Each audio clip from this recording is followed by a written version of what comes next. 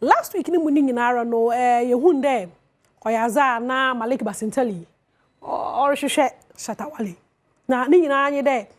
wo pede wo collaborate wo ka wo hubom na wotum na wozi edwuma ezebre Ghana youthful inti no otun safra no wo socials no do pede o hia no menyori kese Shata etum akokansa we kehia Malik Basintali a oda youth employment ano inti no ehwa nche na we chie no nto on chere bia no Shaxi business no aban yekaya collaboration